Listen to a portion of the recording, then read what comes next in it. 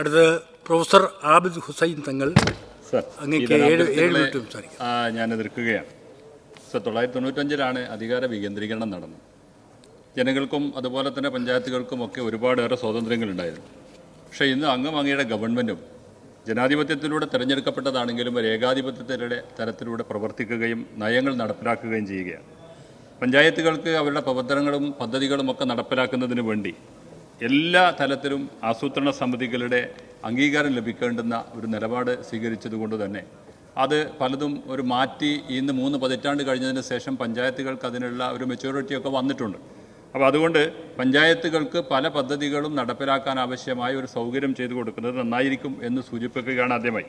Sir, ഈ പഞ്ചായത്തുമായി ബന്ധപ്പെട്ട പദ്ധതി പ്രവർത്തനങ്ങളിൽ ജനകീയാസൂത്രണ പ്രവർത്തനങ്ങളിലുമൊക്കെ നൽകിയിരുന്ന ആ അവകാശങ്ങളെയാണ് ഇല്ലാതാക്കി പഞ്ചായത്തുകളുടെ അധികാരങ്ങൾ കേന്ദ്രീകരിച്ച് വ്യത്യസ്തങ്ങളായ അധികാരങ്ങൾ ഗവൺമെൻറ്റിലേക്കും മന്ത്രിയിലേക്കുമൊക്കെ കേന്ദ്രീകരിച്ച് അധികാര കേന്ദ്രീകരണം നടത്തിയത് മാറ്റി ജനങ്ങൾക്ക് തന്നെ അധികാരം നൽകുന്ന ഒരു തരത്തിലേക്ക് കൊണ്ടുപോകണം എന്ന് അപേക്ഷിക്കുകയാണ്. സർ, ഈ പഞ്ചായത്ത് നിയമവുമായി ബന്ധപ്പെട്ടുകൊണ്ട് ലോക്കൽ ബോഡികളുടെ പദ്ധതി പ്രവർത്തനങ്ങളുടെ 3ാം ഘട്ടം ഇപ്പോൾ ഈ മാർച്ച് മാസത്തിനാണ് നൽകിയിട്ടുള്ളത്. അവർക്ക് പദ്ധതി പ്രവർത്തനങ്ങൾ നടക്കുന്നതിനുള്ള സമയമുണ്ടാകില്ല എന്ന് അങ്ങേക്കും അറിയാം, പിന്നെ വകുപ്പിനും അറിയാം. സർ, നഗരസഭകളുടെയും കോർപ്പറേഷനുകളെയും വിരമിച്ച ജീവനക്കാർക്കായി രൂപീകരിച്ച സെൻട്രൽ പെൻഷൻ ഫണ്ടിലേക്കുള്ള സർക്കാർ വിഹിതം വർഷങ്ങളായി മുടങ്ങിയതോടെ 825 കോടി രൂപയാണ് കുടിശ്ശികയായിട്ടുള്ളത്. അത് ഇതുവരെ നൽകിയിട്ടില്ല. സർ, അതുപോലെ തന്നെ സർക്കാർ നൽകുന്ന പല സേവനങ്ങളും ആനുകൂല്യങ്ങളും തദ്ദേശ സ്ഥാപനങ്ങളുടെ മേൽ അടിച്ചേൽപ്പിക്കുന്നു. ഉദാഹരണത്തിന് സാക്ഷരതാ പ്രേരകന്മാരുടെ ശമ്പളം നൽകേണ്ടുന്നത് പഞ്ചായത്താണ്. അതുപോലെ തന്നെ ഒട്ടനവധിയുണ്ട്, ഞാനത് വിശദീകരിക്കുന്നില്ല. സർ, ആ പ്രവർത്തനങ്ങളൊക്കെ പഞ്ചായത്തുകൾ ഏൽപ്പിച്ച് പഞ്ചായത്തിൻ്റെ ജോലിഭാരം കൂട്ടിക്കൊണ്ടേയിരിക്കുകയാണ്.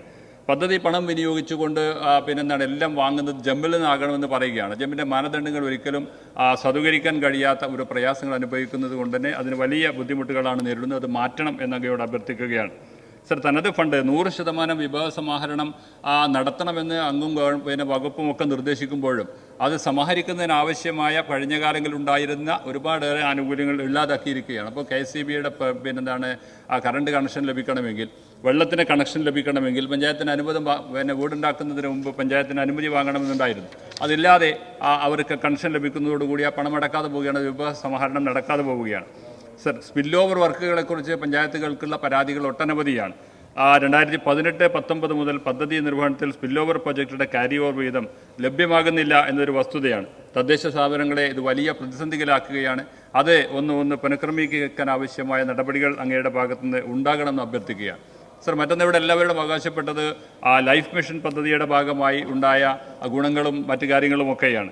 സർ, അതുമായി ബന്ധപ്പെട്ട ഒരൊറ്റക്കാരൻ ലൈഫ് പദ്ധതിക്കായി സർക്കാർ വകയിരുത്തിയ 500 കോടി രൂപയിൽ നിന്ന് 25% മാത്രമാണ് ഈ വകുപ്പിൽ നിന്ന് ഇതുവരെ ചെലവാക്കിയിട്ടുള്ളത് എന്ന് കാണുമ്പോൾ ലൈഫ് പദ്ധതിയോട് അങ്ങയും ഗവൺമെൻറ് നടത്തുന്ന പ്രാധാന്യം എത്രമാത്രമുണ്ട് എന്നതിൽ നിന്ന് മനസ്സിലാക്കാൻ കഴിയും.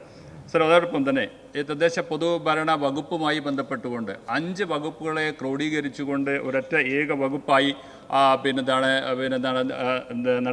നിർവഹണം നടത്തിയപ്പോൾ അതിലുണ്ടായ ഗുണം എന്താണ് എന്ന് ജനങ്ങളെയോ പഞ്ചായത്തിനെയോ ബോധ്യപ്പെടുത്താൻ അങ്ങേക്കും കഴിയില്ല, ഇവിടുത്തെ വകുപ്പിനും കഴിയില്ല. ആളുകളെ അങ്ങോട്ടും ഇങ്ങോട്ടും സ്ഥലം മാറ്റി വ്യത്യസ്തങ്ങളായ മേഖലകളിലേക്ക് മാറ്റി ഒരു പ്രവർത്തനം നടത്തി എന്നതിന് പകരമായി മറ്റെന്ത് ഗുണമാണ് സർ അതുകൊണ്ടുണ്ടായതെന്ന് പറയാൻ കഴിയുമോ?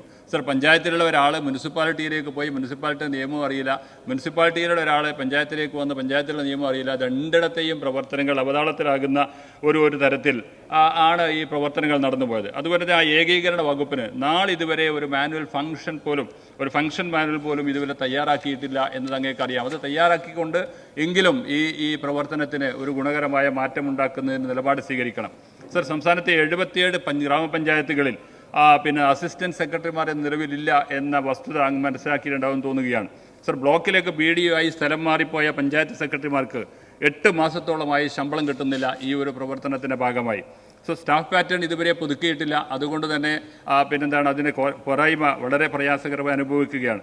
നഗരസഭയിലെ പഞ്ചായത്ത് പോകുമ്പോൾ ഉണ്ടാകുന്ന പ്രയാസങ്ങളും പ്രശ്നങ്ങളുമാണ് അനുഭവിച്ചുകൊണ്ടിരിക്കുന്നത്.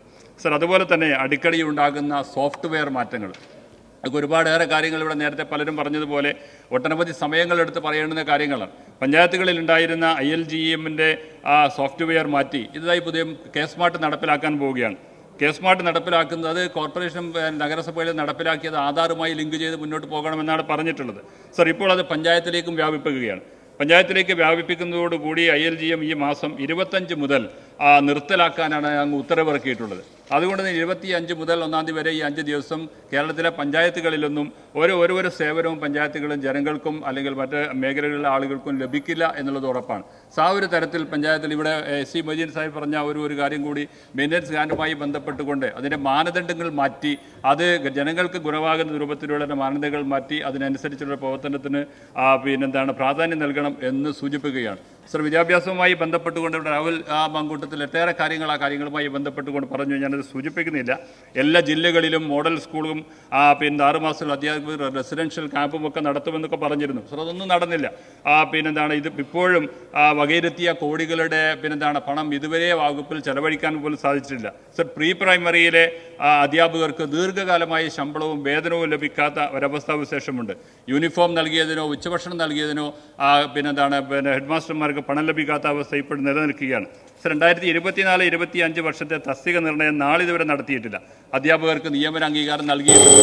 അതോടൊപ്പം തന്നെ സർ, ഈ ഈ അധ്യാപകരെ നോഷണൽ അധ്യാപകരായി മാറ്റി ഗവൺമെൻറ്റിൻ്റെ ഉത്തരവ് പ്രകാരം 2016 ഒരു ഉത്തരവ് പ്രകാരം അന്ന് ജൂൺ മുതൽ ജോലി ചെയ്തിരുന്ന അധ്യാപകരെ നോഷണലാക്കി മാറ്റുകയാണ് ചെയ്തത്.